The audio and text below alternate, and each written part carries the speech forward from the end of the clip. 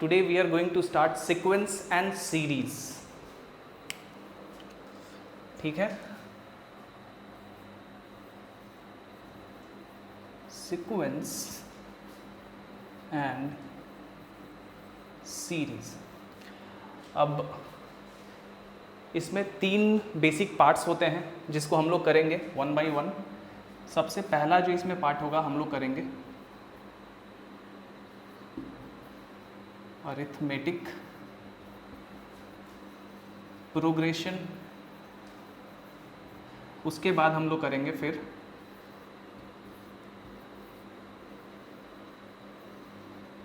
Geometrical progression. उसके बाद हार्मोनिकल progressions. ये तीनों बेसिक पार्ट्स हैं, ये तीनों बेसिक फॉर्म है सीक्वेंसेस एंड सीरीज के. वन बाय वन इसको हम लोग पहले करेंगे, इन तीनों को एक एक करके, और अंत में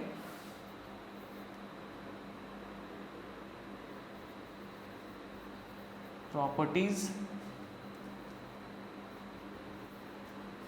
and relationships of these 3 form of progressions. यानी कि अर्थमेटिकल प्रोग्रेशन, जियोमेट्रिकल और हार्मोनिकल प्रोग्रेशन के बीच में कुछ रिलेशनशिप है, कुछ इंपॉर्टेंट रिलेशनशिप है, कुछ एडवांस प्रॉपर्टीज़ है, उसको देखेंगे देयर आफ्टर. ठीक है, इन तीनों को करने के बाद. So today let's begin arithmetical progression first and understand what it is. चलिए,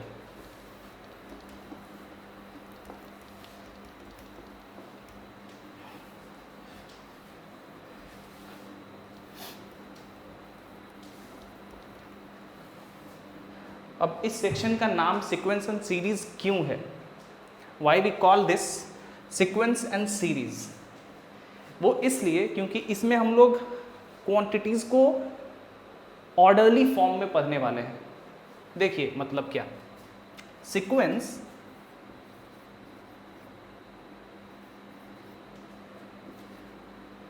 इन mathematics it is defined as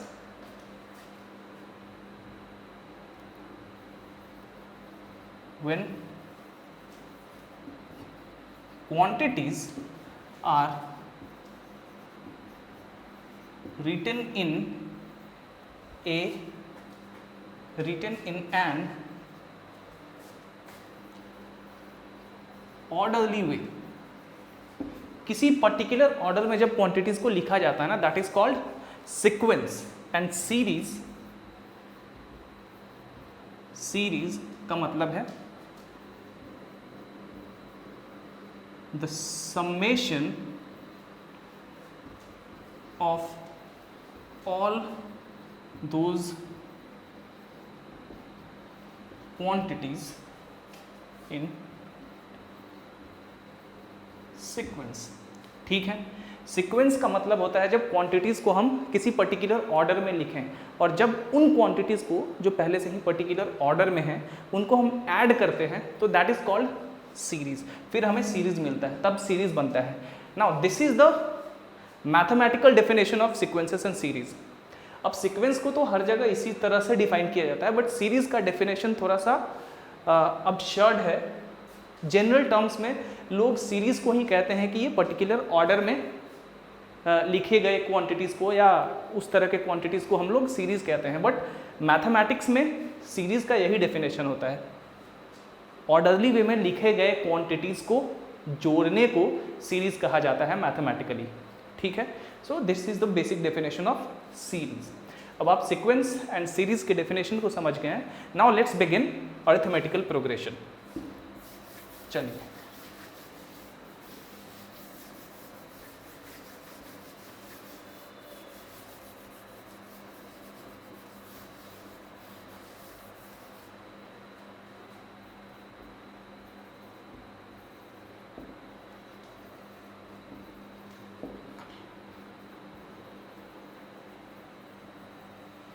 progressions.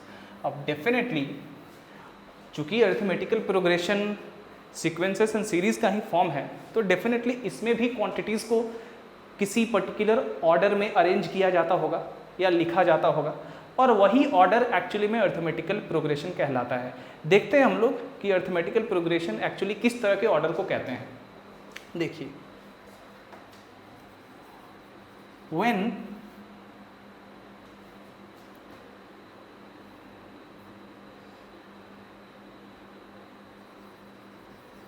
quantities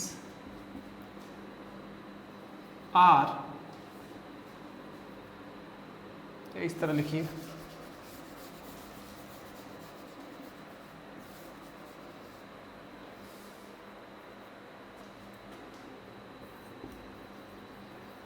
quantities are said to be in arithmetical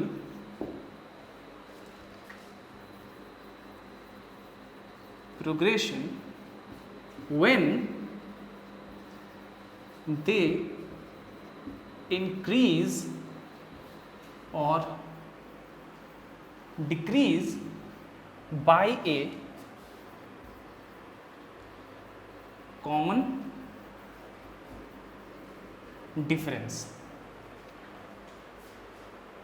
ठीक है, जब क्वांटिटीज़ को उस तरह से उस तरह के ऑर्डर में लिखा जाए कि क्वांटिटीज़ इंक्रीज करे या डिक्रीज करे एक कॉमन डिफरेंस के तहत, तो उस तरह के अरेंजमेंट को अरिथमेटिकल प्रोग्रेशन कहा जाता है। अभी देखिए इसका क्या मतलब है, जैसे कि 1 3 5 7 9 एंड सो ऑन, ये अरिथमेटिकल प्रोग्रेशन में। क्यों? क्योंकि देखिए किसी भी टर्म को उसके बाद वाले टर्म से जब हम घटाएंगे तो हमें सेम क्वांटिटी मिलेगा। जैसे 1 को 3 से घटाते हैं, 3 - 1 इज इक्वल टू 2। उसी तरह 5 - 3 2, 7 - 5 is equal to 2 and so on. जब भी किसी भी टर्म को, इस सीक्वेंस के किसी भी टर्म को उस टर्म के जस्ट बाद वाले टर्म से घटाया जाए तो हमें हमेशा 2 मिलेगा। या इसी को इस तरह से कहें कि किसी भी टर्म को अगर उसके पहले वाले टर्म से घटाया जाए, जस्ट पहले वाले, तो हमें कॉमन डिफरेंस यहाँ सेम मिलेगा। तो यहाँ क्या हो रहा है, 3 में से 1 को घटा रहे हैं, हमें 2 मिल रहा है, फिर 5 में से जस्ट उस टर्म को घटा रहे हैं। याद रखिएगा हमेशा उस टर्म को घटाना है जो कि जिससे घटा रहे हैं उसको जस्ट प्रिसीड करे, उससे जस्ट पहले हो। ये नहीं कि यहाँ 9 में से 1 घटा दें, इस तरह से नहीं। 9 में से हमेशा इससे जस्ट पहले वाला टर्म यानी कि 7 घटेगा, 7 में से जस्ट इससे पहले वाला टर्म यानी कि 5 घटेगा एंड सो ऑन, इस तरह से। तो हमेशा हमें क्या मिल रहा है, 2, और यही 2 कहलाता है कॉमन डिफरेंस। तो ये सीरीज इंक्रीज कर रहा है कॉमन डिफरेंस के तहत, मतलब 2-2 करके बढ़ रहा है। यहाँ पे 1 था, अब 1 में 2 जोड़ दिया हमने 3 हो गया, फिर 2 इंक्रीज कर रहा है, फिर 5 हो गया एंड सो ऑन। ठीक है, सो दिस सीरीज इज और this sequence is called arithmetical progression. अब देखिए अब जितना भी हम प्रोग्रेशन पढ़ने वाले हैं, यहाँ अरिथमेटिक प्रोग्रेशन पढ़ रहे हैं, इसके बाद जियोमेट्रिकल पढ़ेंगे, फिर हार्मोनिकल प्रोग्रेशन पढ़ेंगे।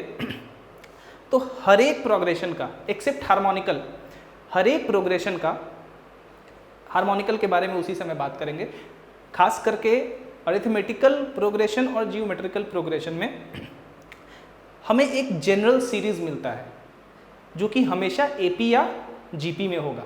तो यहाँ पे हम लोग चूंकि एपी पढ़ रहे हैं अरिथमेटिकल प्रोग्रेशन, तो यहाँ पे उस जनरल सीरीज की बात करते हैं जो हमेशा एपी में रहेगा। ठीक है तो इस सीरीज के लिए कॉमन डिफरेंस क्या हो गया, 2। This is called the common difference of this sequence. उसी तरह जो जनरल सीरीज होता है जो कि अरिथमेटिकल प्रोग्रेशन में होता है, वो देखिए क्या होता है, the general series in arithmetical progression is a plus d, a plus 2d, a plus 3d and so on।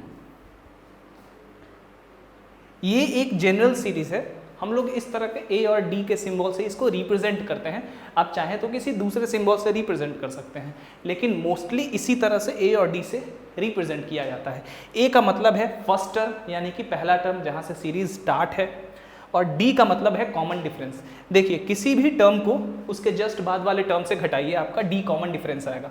जैसे इसको ए को ए प्लस डी से घटाते हैं, ए प्लस डी माइनस ए, हमें डी मिला। उसके बाद फिर ए प्लस 2d में से उसके जस्ट पहले वाला टर्म यानी कि a plus d, a minus D,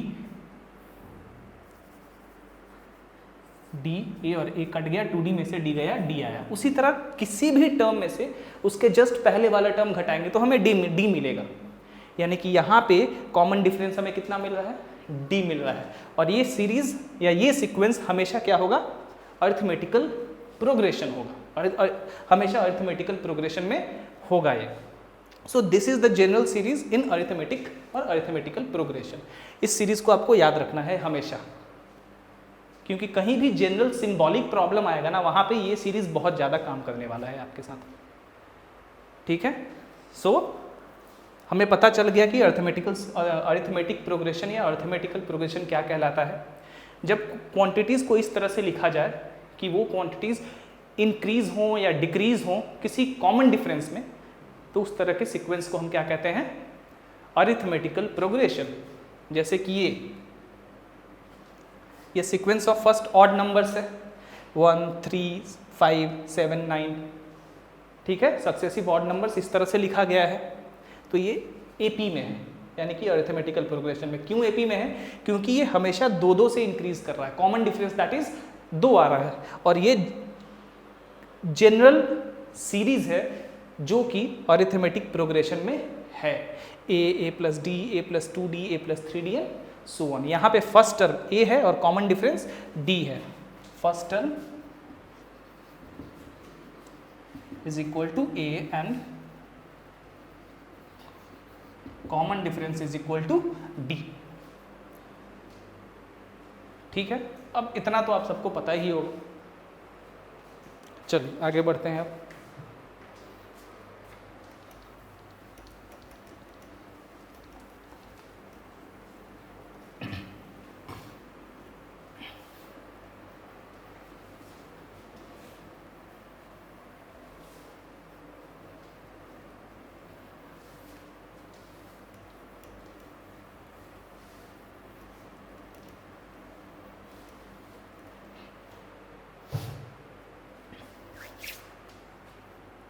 मान लेते हैं ए plus d, a plus 2d हमारा एक अरिथमेटिकल प्रोग्रेशन है, जैसा कि आप सब जानते हैं। So the common difference is found by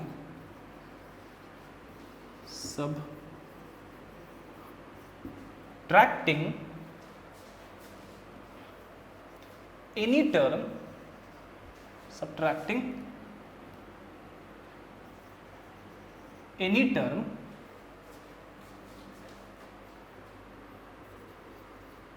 by the term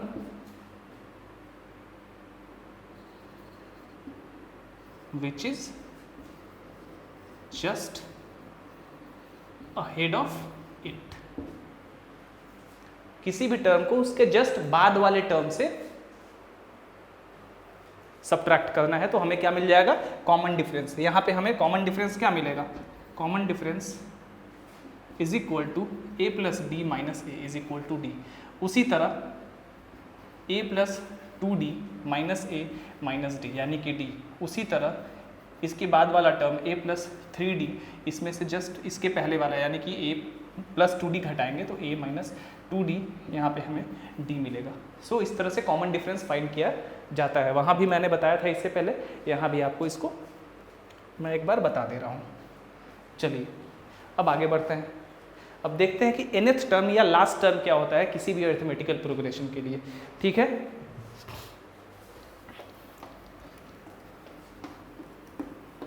और पहला टर्म को फर्स्ट टर्म कहा जाता है, चाहे वो कोई भी प्रोग्रेशन हो, जियोमेट्रिकल प्रोग्रेशन हो, हार्मोनिक प्रोग्रेशन हो, पहला टर्म को हमेशा फर्स्ट टर्म ही कहा जाएगा, ऑब्वियस है।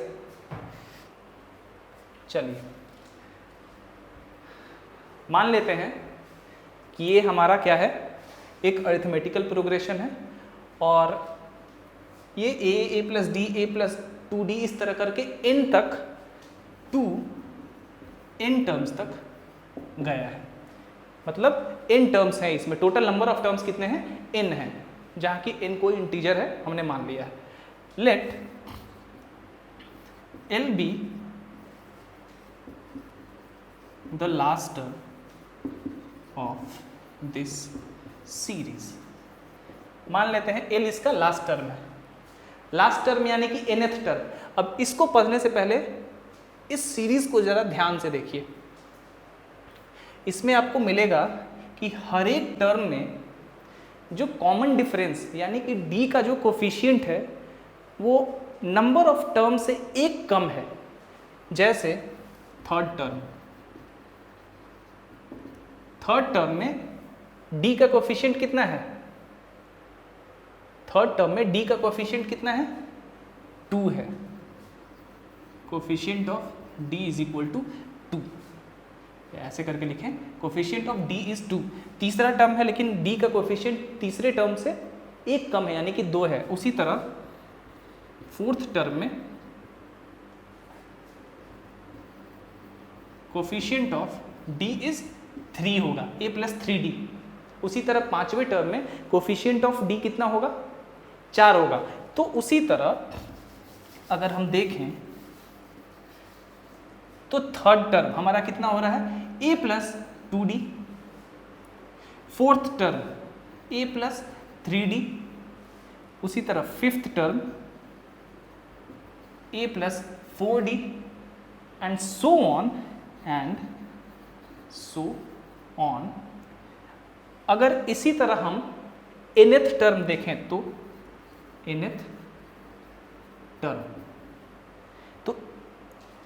टर्म फिफ्थ टर्म में d का कोफिशिएंट फिफ्थ 5 से एक कम 4 था, यहाँ पे nth टर्म देख रहे हैं तो d का कोफिशिएंट क्या होगा, n से एक कम यानी कि n-1। सो जो nth टर्म होगा वो होगा a plus n-1 into D, n से एक कम। ठीक है, सपोज करते हैं कि ये सीरीज n टर्म्स तक का यानी कि n नंबर ऑफ टर्म्स का एक सीरीज है, एक सीक्वेंस है, अरिथमेटिकल सीक्वेंस या अरिथमेटिकल प्रोग्रेशन जो भी आप कह लें। मान लेते हैं कि l हमारा लास्ट टर्म है। अब चूंकि नंबर ऑफ टर्म्स कितना है, n है, तो लास्ट टर्म का मतलब है कि nth टर्म। सो अगर l लास्ट टर्म है इस सीरीज का तो nth टर्म मतलब l, यानी कि last term is equal to nth term is equal to a plus n-1 into D. ठीक है, दैट इज लास्ट टर्म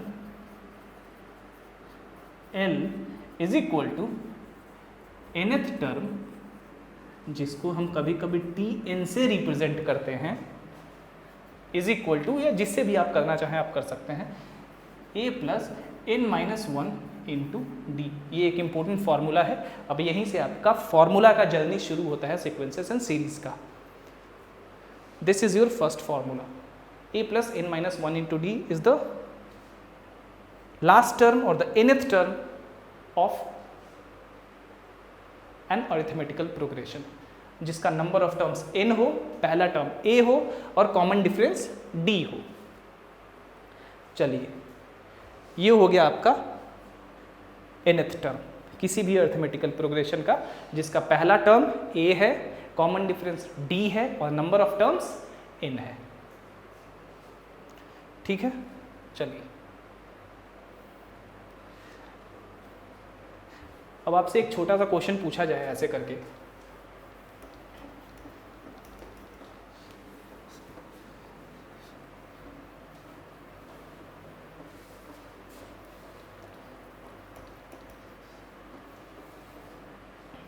कि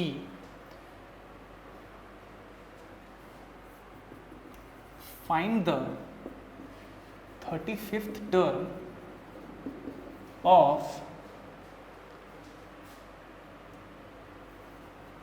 the first n odd numbers। यहां पे आपसे एक क्वेश्चन पूछा गया है कि find the 35th term of the first n odd numbers. Definitely आपको पहला n ऑड नंबर्स याद होना चाहिए। n ऑड नंबर्स मतलब क्या? 1, 3, 5, 7 and so on to n terms.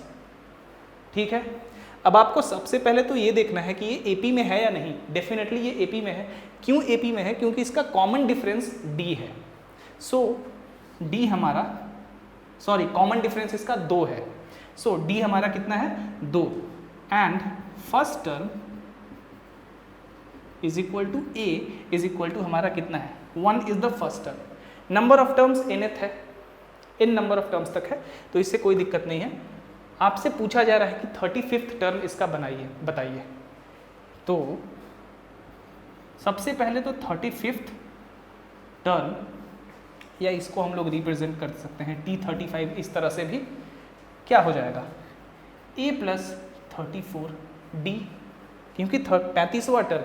अब आपको हमेशा ये याद है कि d का कोफिशिएंट नंबर ऑफ टर्म से एक कम होता है, तो यहाँ 35वां टर्म पूछा जा रहा है, यानी कि d का कोफिशिएंट 35 से एक कम 34 होगा। 34d, a कितना है हमारा? 1 प्लस 34 इंटू डी कितना है? 1 प्लस 68 यानी कि 69। ठीक है, 69 is the 35th term of this series. That is 69th is the 35th term of the first n odd numbers. तो कितना आसान है, आपको फॉर्मूला पता है तो आप कोई भी टर्म्स हो, यहाँ 35th पूछा गया है, अगर आपसे 135th पूछा जाए या 1035th पूछा जाए तो आप बड़ी आसानी से इस फॉर्मूला को यूज़ करके निकाल सकते हैं। चलिए आगे बढ़ते हैं।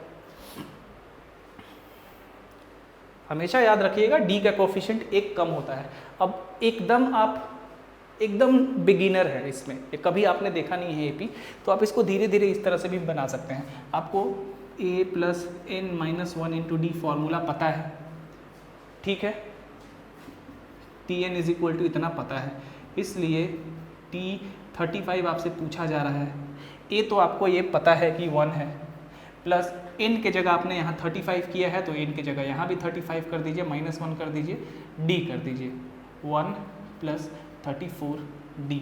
अब 1 प्लस 34 इंटू 2 फिर आएगा आपका 69। ठीक है, अगर आप एकदम नए हैं, आपने कभी एपी देखा नहीं है, तो आप इस तरह से स्टेप बाय स्टेप बना सकते हैं। लेकिन आप थोड़े से भी एक्सपीरियंस्ड है तो आपको बस पता होना चाहिए कि 35वां टर्म है, जो भी नंबर ऑफ टर्म पूछा जाए तो डी का कोफिशिएंट उससे एक कम होता है। ठीक है ना, and it is one of the special properties of arithmetic progression. ये एक स्पेशल प्रॉपर्टी है एपी का। ठीक है, चलिए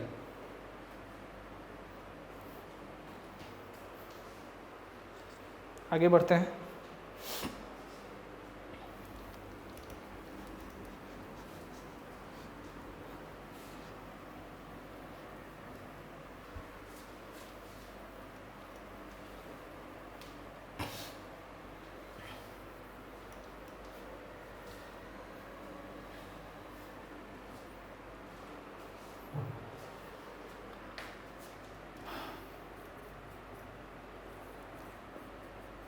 To find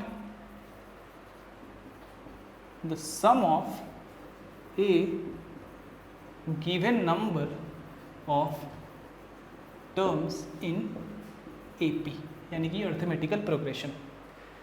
अब कोई अर्थमेटिकल प्रोग्रेशन दिया हुआ है, ठीक है, और हमें उस सीक्वेंस के जो कि एपी में है उसका सम निकालना है। That's exactly what we are going to do.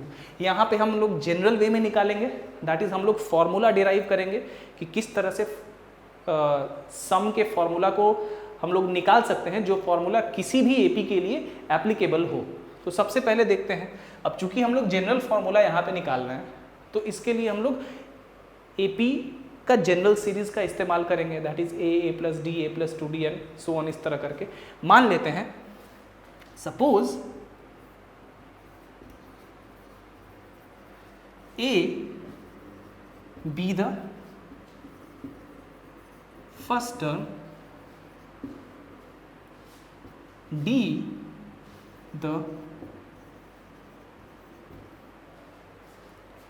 common difference, and N be the number of terms.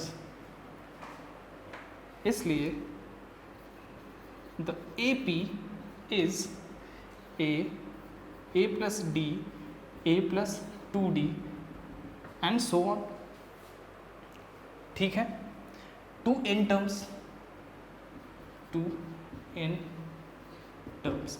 Let s be the required sum, let s be the required sum. So इसी का तो सम हमें निकालना है ना, तो s is equal to, now अब एक चीज यहां नोट करने वाली है कि ये सीरीज जो है n टर्म्स तक का सीरीज है और यहां पे हमसे कहा जा रहा है कि to find the sum of a given number of terms in AP. ठीक है, गिवन नंबर ऑफ टर्म्स मतलब कितने भी नंबर ऑफ टर्म्स का। यहां पे हमारा नंबर ऑफ टर्म्स कितना है, n है, तो n को कुछ भी आप रख सकते हैं। सो इस यहां पे क्या कहलाएगा, sum to n terms of an AP where n is an arbitrary integer. चलिए, so s is equal to sum है, इसी सीक्वेंस का तो सम है ना, तो s is equal to a plus d plus a plus 2d and so on. हम मान लेते हैं कि l हमारा लास्ट टर्म है। क्या करते हैं, l को मान लेते हैं लास्ट टर्म है। तो हमेशा याद रखिए लास्ट टर्म मतलब nth टर्म, क्योंकि यहाँ पे total number of terms n है, तो लास्ट टर्म क्या होगा, a plus n minus 1 into D. Last term d होगा। लास्ट टर्म से जस्ट पहले वाला टर्म यानी कि n माइनस 1th टर्म क्या होगा, देखते हैं, a plus n minus 2 into D.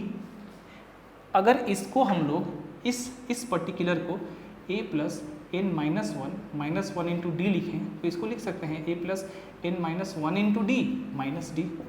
ये क्या है हमारा, l है, तो इसकी जगह l माइनस डी लिख सकते हैं कि नहीं लिख सकते हैं, लिख सकते हैं, कोई दिक्कत नहीं है। So plus l minus 3d plus l minus, यहाँ 2d कर देते हैं, बहुत लंबा हो जाएगा नहीं तो 2d minus l minus d और प्लस l। लास्ट टर्म उससे जस्ट पहले वाला टर्म जैसा कि आपने देखा, ये n माइनस 1th टर्म है, लास्ट टर्म से जस्ट पहले वाला टर्म, ठीक है।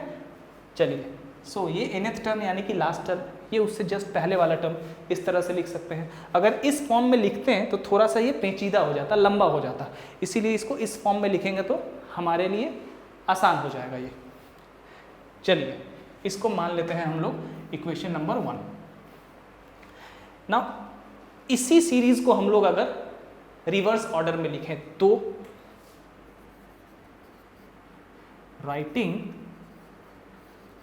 द सीरीज इन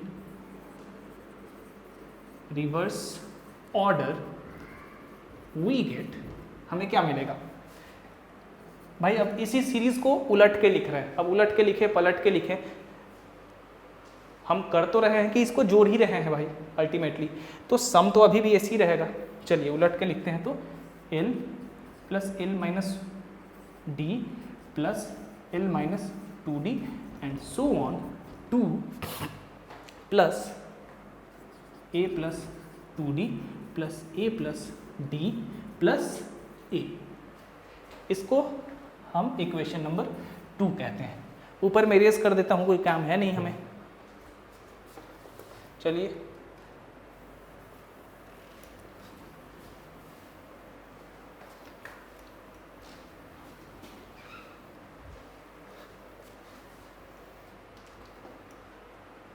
नाउ हम लोग इसको और इसको ऐड कर देते हैं।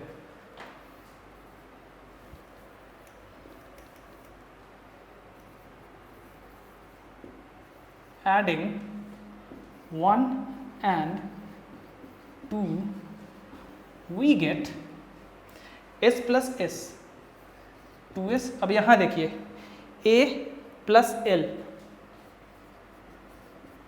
ये और ये तो ऐड हो जाएगा, इसको और इसको ऐड करेंगे तो माइनस डी और प्लस डी कट जाएगा, बचेगा क्या a प्लस एल। फिर इसको और इसको ऐड करेंगे, यहां से भी माइनस 2d और 2d कट जाएगा, बचेगा क्या a प्लस एल। इसी तरह फिर a plus L and so on to. Number of terms कितना था हमारा, n था, तो हमें 2n टर्म्स, यानी कि n number of a plus L हमें जुड़ते हुए यहां दिख रहे हैं। जब सबको जोड़ देंगे तो चूंकि n नंबर ऑफ टर्म्स है तो n into a plus L, ठीक है। So s is equal to n by 2 into a plus L. Now this is the sum to n terms of a arithmetical progression whose first term is a and the last term is l. But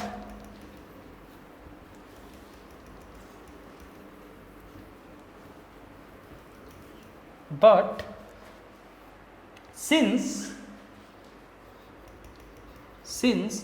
l is equal to a plus n minus 1 into d, therefore s is equal to n by 2 into a plus l के जगह इसको substitute करेंगे तो a plus n minus 1 into d, that is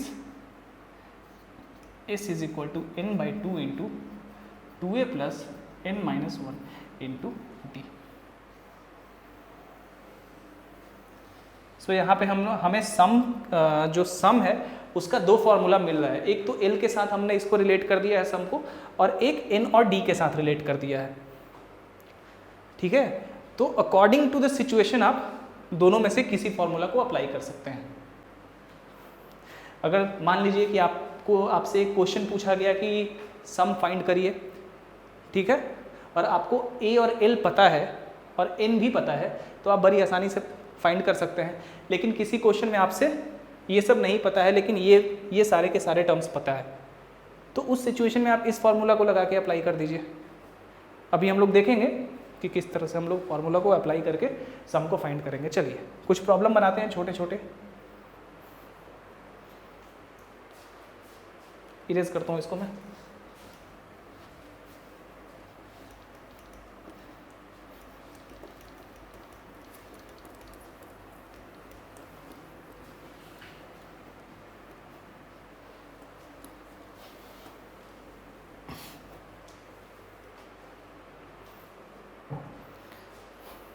मान लीजिए आपसे एक इस तरह का प्रॉब्लम पूछा गया कि find the sum of the series 5.5, 6 and 3/4, 8 and so on to 17 terms, ठीक है। अगर आपसे एक क्वेश्चन पूछा गया तो आप कैसे निकालेंगे? सबसे पहले तो ये देखिए, आपको नंबर ऑफ टर्म्स पता है, आप कॉमन डिफरेंस निकाल सकते हैं, ये एपी में है। सबसे पहले तो आप ये फाइंड कर लेना है आपको कि एपी में है या नहीं। देख लेते हैं, 11/2, 27/4, 8 and so on to 17 terms. चलिए घटा के देखते हैं, 27/4 माइनस 11/2, 27 माइनस 22/4 दैट इज 5/2। इसमें से इसको घटाते हैं 8 माइनस 27/4। अब ऑब्वियसली चूंकि ये AP हम पढ़ रहे हैं तो मैं प्रॉब्लम वैसा ही दूंगा जिसमें सीरीज आपका AP में हो, बट एग्जाम के पर्पस में, एग्जाम में आपको अगर कुछ नहीं दिया हुआ हो कि AP में है, GP में है, तो you first have to find out whether the particular sequence is in AP और GP। तो उसलिए मैं इसको इस तरह से पहले आपको दिखा रहा हूँ। चलिए 32 माइनस 27/4 यानी कि 5/2। उसी तरह सबको इस तरह से घटाइएगा तो आपका कॉमन डिफरेंस 2 आए, ये 5/2 आएगा। सो कॉमन डिफरेंस हमारा कितना आ गया 5/2। फर्स्ट टर्म आपको पता ही है 11/2 है, that is A is equal to 11/2 है। आपको फाइंड क्या करना है, सम टू 17 टर्म्स। तो S इज इक्वल टू हमारा फॉर्मूला होता है n/2 into 2a plus n-1 into D. अब यहाँ पे मुझे लास्ट टर्म नहीं पता है, हाँ डेफिनेटली हम लोग लास्ट टर्म यहाँ से निकाल सकते हैं, बट क्या ज़रूरत है, हम डायरेक्ट सम के फॉर्मूला में ही सबको सब्सटीट्यूट कर देते हैं और वहाँ से हम अपना रिक्वायर्ड सम फाइंड कर लेते हैं। 17 क्योंकि 17 नंबर ऑफ टर्म्स है by 2 divided by 2 into 11/2 n-1। अब यहाँ देखिए 17 टर्म्स है, n-1 यानी कि d का कोफिशिएंट एक कम होगा, 16 कर दीजिए। 16 इंटू डी कितना है आपका 5/2, 5/2 17/2 into 11 plus 20 is equal to 17 into 20 और 11 हो जाएगा आपका 31/2। 17 17 1 जा 17, हाथ में आपका बचा कितना, आपके पास एक बचा 51 और एक 52। सो 527/2 इज द रिक्वायर्ड सम। ठीक है,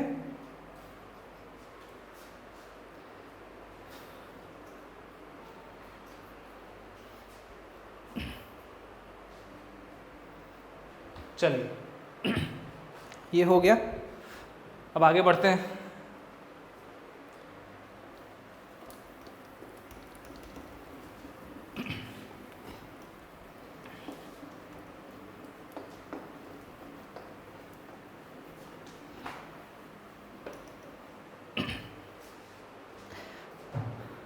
अगर किसी भी अर्थमेटिक प्रोग्रेशन का कोई दो टर्म पता है तो वो पूरा सीरीज आप आसानी से फाइंड आउट कर सकते हैं। देखिए,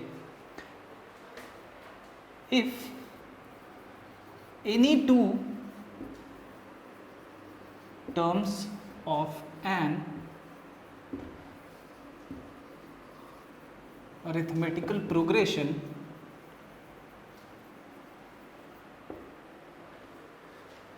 is known, then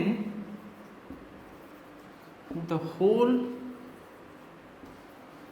series can be known as well। ऐसा क्यों? इसको एक प्रॉब्लम बना के समझते हैं, फिर देखते हैं ऐसा क्यों।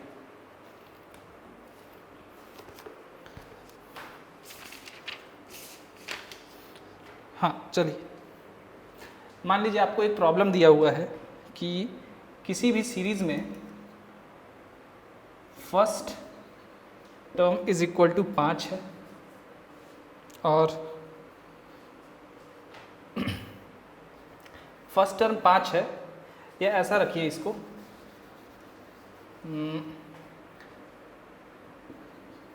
थर्ड टर्म, इसको हटाइए, थर्ड टर्म मान लीजिए किसी सीरीज का आपको दिया हुआ है 25, ठीक है, और fifth term is equal to 30, right. एक सीरीज है, एक अर्थमेटिकल प्रोग्रेशन है जिसका तीसरा टर्म आपको 25 दिया हुआ है और पांचवा टर्म 30 दिया हुआ है, और यहाँ पे कहा गया है कि अगर किसी अर्थमेटिक प्रोग्रेशन का कोई दो टर्म पता है तो वो पूरा सीरीज आसानी से फाइंड आउट किया जा सकता है। यानी हाँ ठीक है, टर्म्स लिखा हुआ है यहाँ पे, कोई दो टर्म किसी अर्थमेटिक प्रोग्रेशन का पता है आपको तो पूरे अर्थमेटिक प्रोग्रेशन को आप पता कर सकते हैं, फाइंड आउट कर सकते हैं। देखिए कैसे, सपोज करिए कि एक AP है जिसका तीसरा टर्म 25 है और पांचवा टर्म 30 है। तो तीसरा टर्म यानी कि 25 is equal to A plus 2D, कोई दिक्कत नहीं है। और पांचवा टर्म यानी कि 30 is equal to A plus 4D, यहाँ भी कोई प्रॉब्लम नहीं है, घटा देते हैं। ये हो जाएगा -5 इज इक्वल टू, ये तो कट जाएगा, -2D, that is D is equal to 5/2। अब D इज इक्वल टू 5/2 इसमें या इसमें सब्सटीट्यूट करेंगे तो हमें A मिल जाएगा। नाउ हमें A मिल गया, D मिल गया, तो क्या हम पूरे अर्थमेटिक प्रोग्रेशन को नहीं फाइंड कर सकते हैं? आसानी से फाइंड कर सकते हैं। सो if any two terms of an arithmetical progression can be known, those two terms can give us two simultaneous linear equations like this. A और D के बीच में दो simultaneous equations मिल गया हमें। उन दोनों simultaneous equations को यूज करके हम A यानी कि फर्स्ट टर्म और D यानी कि कॉमन डिफरेंस फाइंड आउट कर लेंगे। और हमें अगर फर्स्ट टर्म और कॉमन डिफरेंस फाइंड हो गया तो हम पूरी अर्थमेटिक प्रोग्रेशन को फाइंड कर सकते हैं। ठीक है, सो इसीलिए कहा गया है कि if any two terms of an arithmetical progression be known then the whole AP can be known as well. चलिए अब आगे बढ़ते हैं।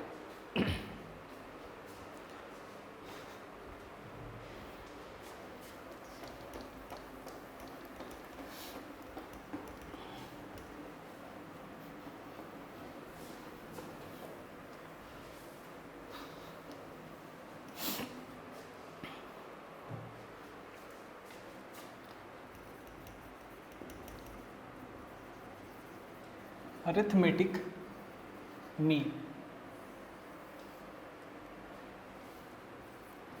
If three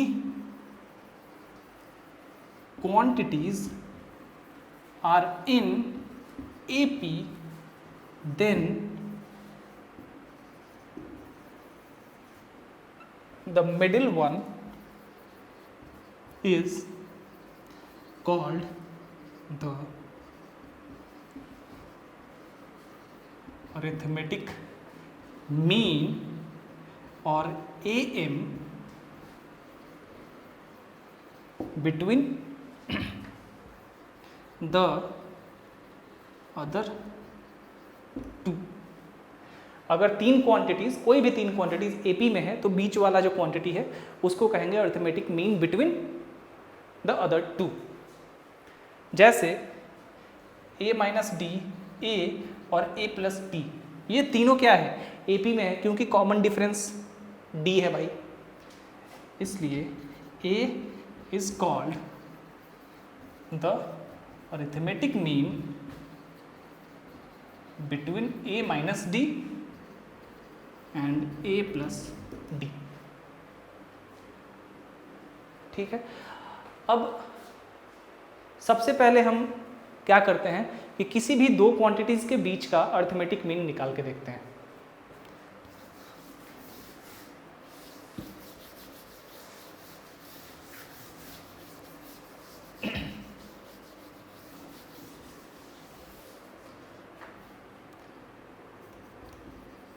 Find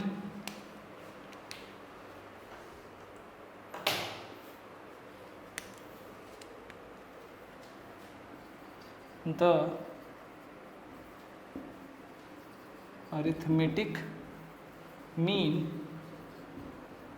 between any two given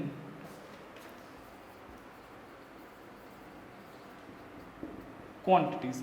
मान लेते हैं कि दो क्वांटिटीज हमारा A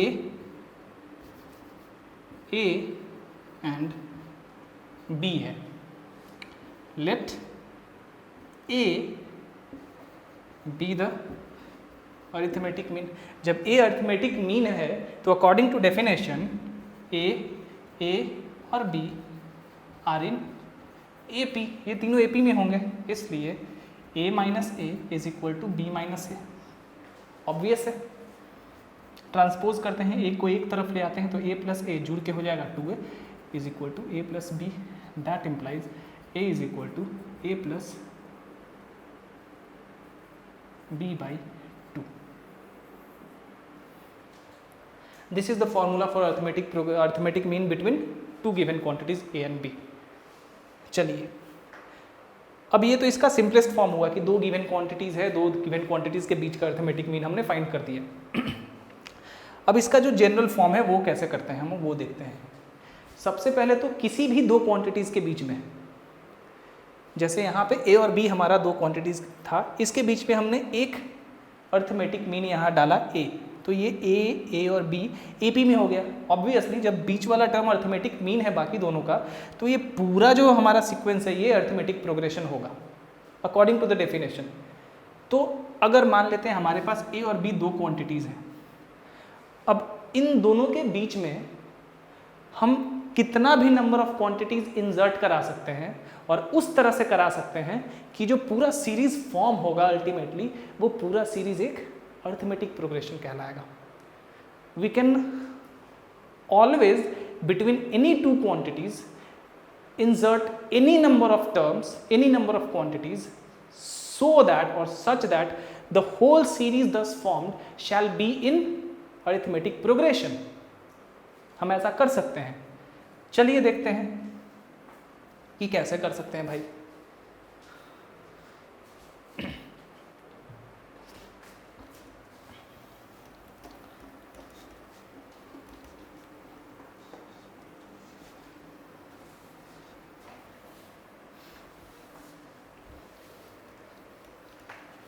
इसको एक एग्जाम्पल से पहले समझते हैं, फिर उसका जनरल फॉर्म देखेंगे हम लोग, ठीक है।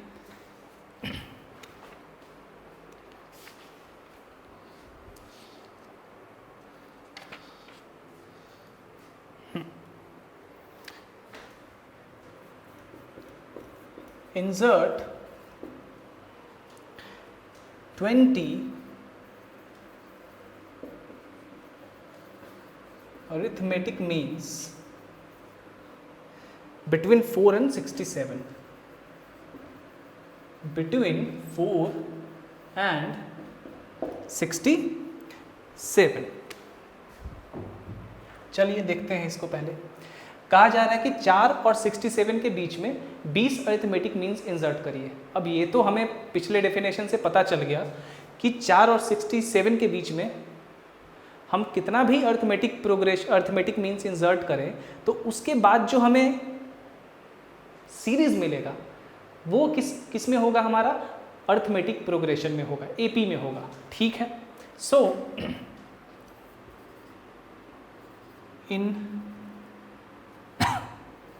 including the extremes मतलब किनारे वाला टर्म, यहाँ पे 4 और 67 extremes, we have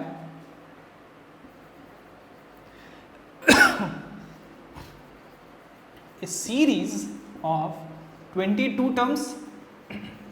दो ये हो गया और इसके बीच में हमने 20 अरिथमेटिक मीन्स इंसर्ट कर लिया। Total number of terms 22, 22 terms in AP। और चूंकि ये सारे के सारे 20 टर्म्स अरिथमेटिक मीन्स हैं तो ये पूरा जो सीरीज फॉर्म होगा वो AP में होगा, जैसा कि हमने अभी देखा। We have a series of 22 terms in AP such that the first term is 4, obviously पहला टर्म होगा, और लास्ट टर्म 67 होगा, and the last term is 67। Let D be the common difference. मान लेते हैं कि D हमारा कॉमन डिफरेंस है, इसलिए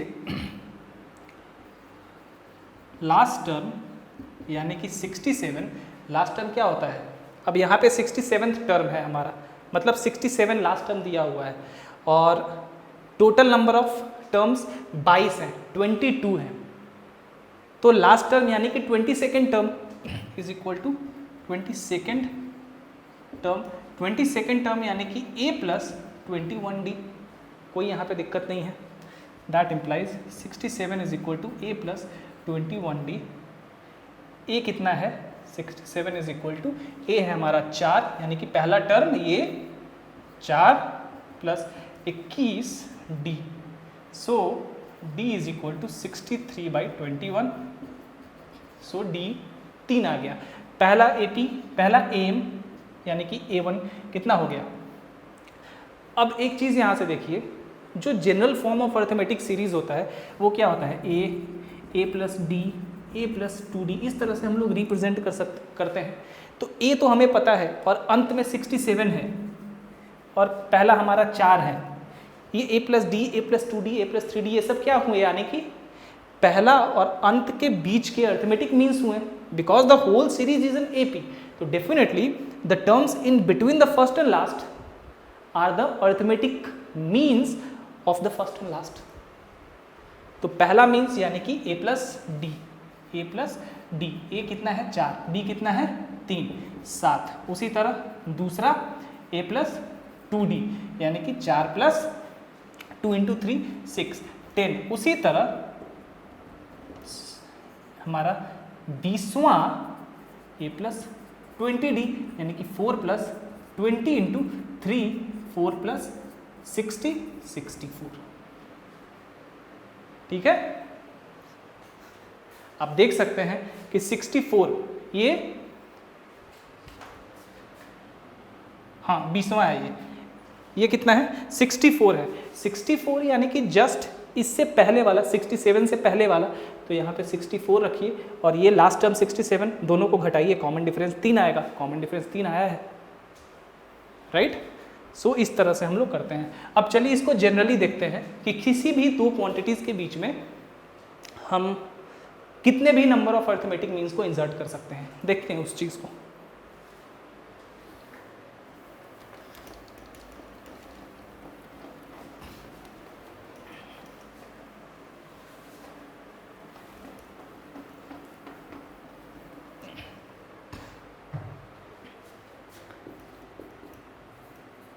To insert a given number of arithmetic means between two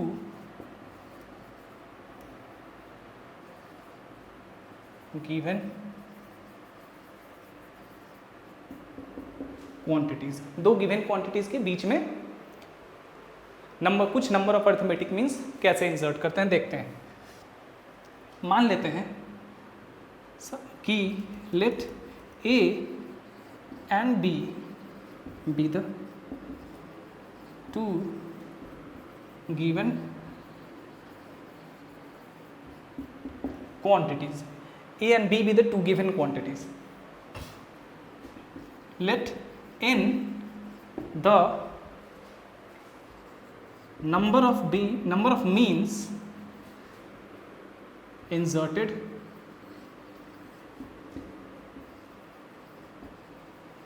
between A and B, A और B के बीच में n नंबर ऑफ मीन्स हमने इंसर्ट कर दिया। अब जैसा कि हमें पता है, अब जो अल्टीमेटली ये सारे अर्थमेटिक मीन्स को A और B के बीच में इंसर्ट करने के बाद जो अल्टीमेटली हमें सीरीज मिलेगा वो AP में होगा, अर्थमेटिक प्रोग्रेशन होगा, जिसका पहला टर्म A होगा और लास्ट टर्म B होगा।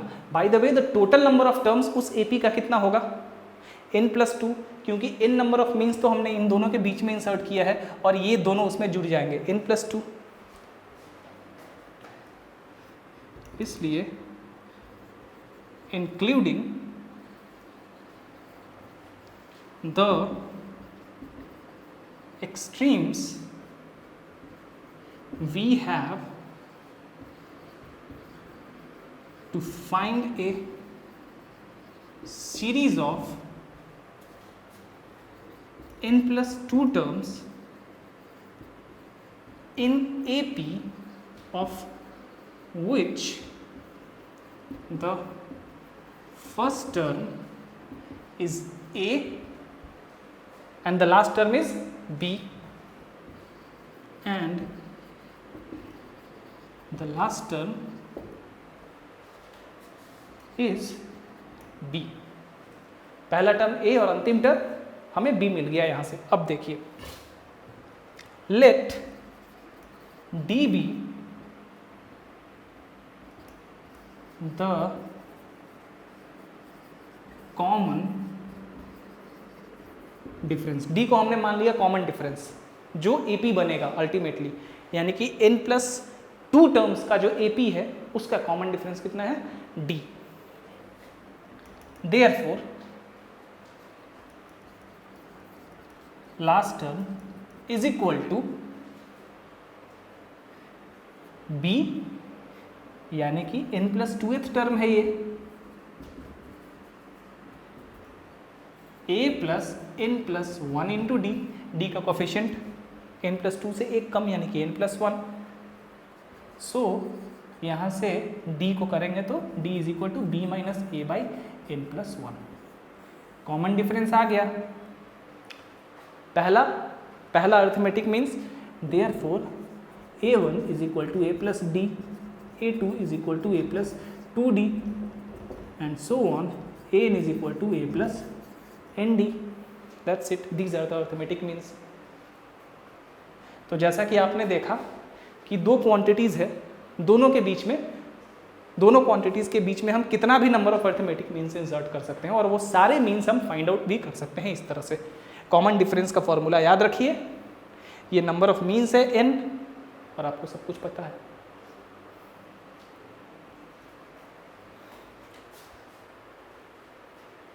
चलिए, आज के लिए इतना काफ़ी है, रहने देते हैं, कल से इसको आगे बढ़ाएंगे, ठीक है। अभी हम लोग ये सारा कुछ बेसिक्स ही है, हम लोग एपी पढ़ेंगे पहले, जितने बेसिक्स है एपी में, फिर जीपी पढ़ेंगे, उसमें भी जितने बेसिक्स है कवर करेंगे, फिर एचपी को भी कवर करेंगे, एंड देयर आफ्टर अंत में हम जो इसके कुछ एडवांस टॉपिक है उसको करेंगे, सबके बीच में रिलेशनशिप, सबका कुछ स्पेशल प्रॉपर्टीज़, और ये सब कुछ जो है अंत वाले क्लास में पढ़ेंगे, ठीक है। और हाँ, हम लोग इसमें बहुत कुछ स्पेशल टॉपिक्स है, उसको हम लोग एक अलग चैप्टर करेंगे, समेशन ऑफ सीरीज। उसमें हम लोग मेथड ऑफ डिफरेंसेस वगैरह ये सारा कुछ वहाँ पे करेंगे, यहाँ नहीं, क्योंकि those will be some special topics that we are going to do. Summation of series एक बिल्कुल ही स्पेशल टॉपिक है, तो यहाँ पे इसके साथ एपी, जीपी और इन सब के साथ उसको करना सही नहीं है। बट यस, इन सबको जानने के बाद समेशन ऑफ सीरीज हम लोग आगे जाके करेंगे, तब जाके ज़्यादा फायदा होगा, क्योंकि समेशन ऑफ सीरीज एक बहुत ही वाइडर टॉपिक है, और उससे प्रॉब्लम्स आते हैं, अच्छे अच्छे प्रॉब्लम्स आते हैं एग्जामिनेशंस में, जेईई एडवांस वगैरह में हो गया, या सीएमआई में हो गया, इंडियन स्टैटिस्टिकल इंस्टीट्यूट में हो गया, इस तरह के इंस्टीट्यूशंस में समेशन ऑफ सीरीज से प्रॉब्लम्स पूछे जाते हैं, तो उसको हम लोग आगे करेंगे इन सबको जानने के बाद, ठीक है। So don't worry about this कि हम लोग समेशन ऑफ सीरीज या ऐसा कुछ नहीं करेंगे, हम लोग सब कुछ करेंगे, बट इन सबको जानने के बाद। So that's it for today, thank you.